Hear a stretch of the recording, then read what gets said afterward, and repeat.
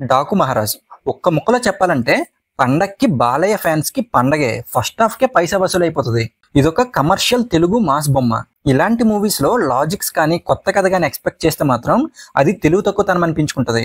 Logics ని పక్కన పెట్టండి, మాస్ మ్యాజిక్ ని ఎంజాయ్ చేయండి. Hello all, welcome to my channel nomadic cinema. ఇంకా కథ ఏంటంటే, ఒక పాప ఉంటది. తనకి తన ఫ్యామిలీకి అక్కడ ఉన్న లోకల్ ఎమ్మెల్యే వలన థ్రెట్ వస్తుంది. వాళ్ళ నుంచి ఆ పాపని కాపాడడానికి నానాజీగా బాలకృష్ణ గారు వస్తారు. అసలు ఆ పాపకి నానాజీకి రిలేషను, అలాగే టాకూరికి ఉన్న రిలేషన్ ఏంటి అనేది స్క్రీన్ మీద చూడాలి.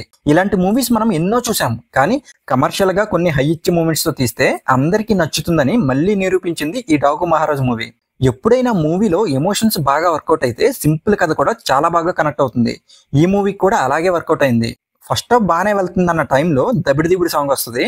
దానివల్ల యూజ్ లేదు, కానీ అది ఫ్యాన్స్ కోసం పెట్టారని అర్థమవుతుంది. అది తప్ప ఎక్కడ డీవియేషన్ లేదు. హీరోయిన్స్ తో సెపరేట్ ట్రాక్ అంటూ ఏం లేదు. బాలకృష్ణ గారు ఈ మూవీలో చాలా సెటిల్ గా యాక్ట్ చేశారు. తన ప్రీవియస్ మూవీస్ లో లాగా లౌడ్నెస్ లేదు, చాలా బాగుంది మూవీలో. ఇంకా హీరోయిన్స్ ఓకే పర్లేదు, వాళ్ళకి ఇచ్చిన రోల్స్ లో బాగానే చేశారు.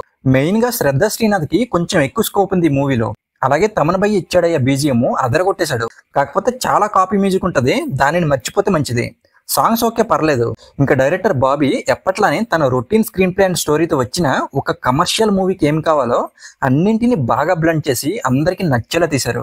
కాకపోతే ఇలాంటి మూవీస్ ని తీసుకుంటూ పోతే ఇంకో వివి వినాయకులా ఫేడ్ అవుట్ అయిపోతారు ఏదో ఒక రోజు. సో ఇకనైనా స్క్రీన్ ప్లే అండ్ స్టోరీ మీద కొంచెం కాన్సన్ట్రేషన్ చేయడం మంచిది.